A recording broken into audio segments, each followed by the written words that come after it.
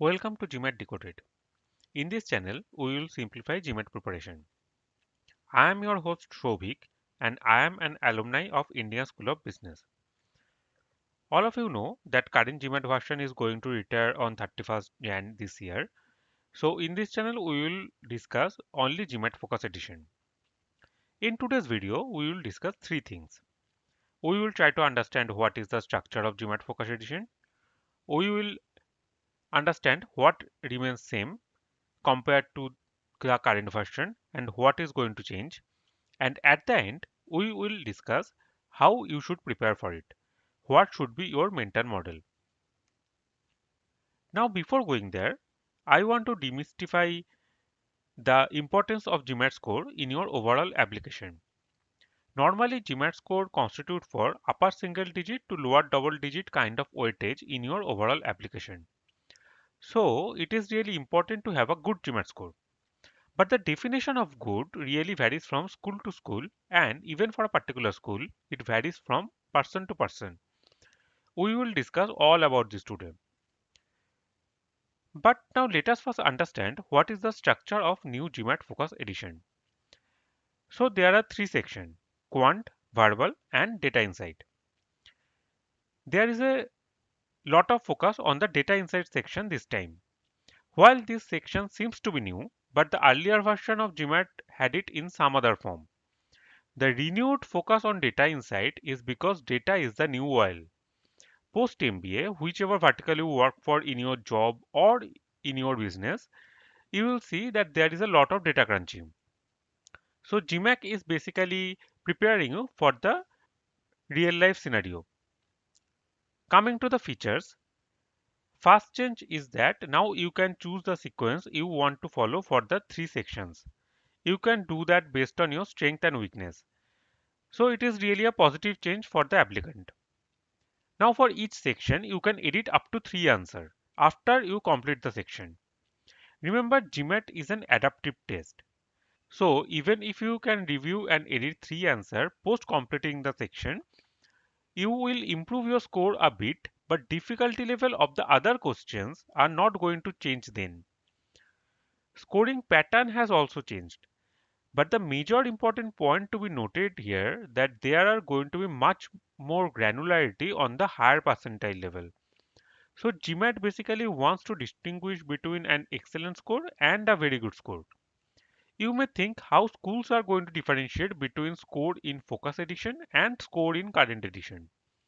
They will essentially look at your percentile level and not the absolute score. In Focus Edition, you can select your schools after you have completed the exam.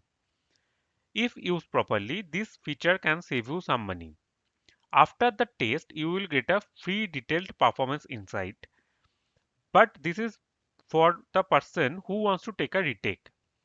My suggestion will be that you should plan and prepare thoroughly for the test and only then go for it. Retake will demoralize you and also you will lose your resource, energy and time. Rather, you should use that time and energy on the other parts of your application. So what remains same? Score validity of 5 years and test fees, which is $275. Coming to the last part of today's video, how you should prepare for the test. First, you need to identify your target score, and there is a method to this also. Finalize your target schools first and discuss with the alumni and adcoms of those schools to figure out what GMAT score is required for your particular profile. In a B school, people comes from different background with different experiences. So score requirement is very different.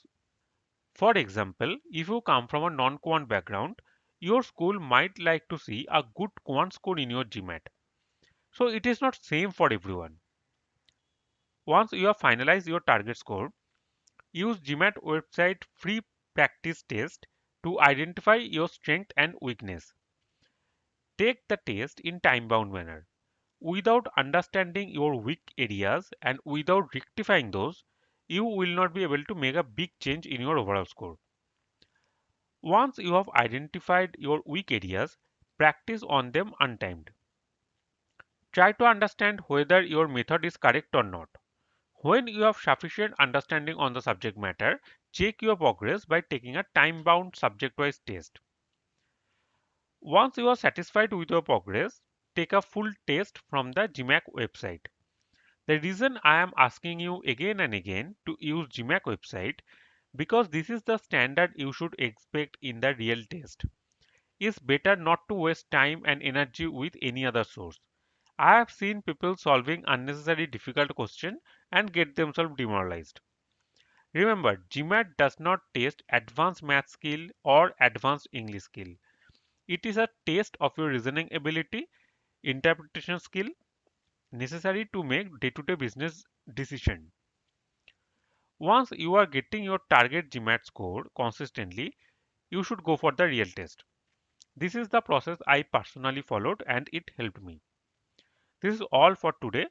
From next video onwards, we will solve questions section by section and we will try to understand how we should apply our theoretical knowledge in solving the problem. If you have found the video useful, do like, share and subscribe. See you in the next video.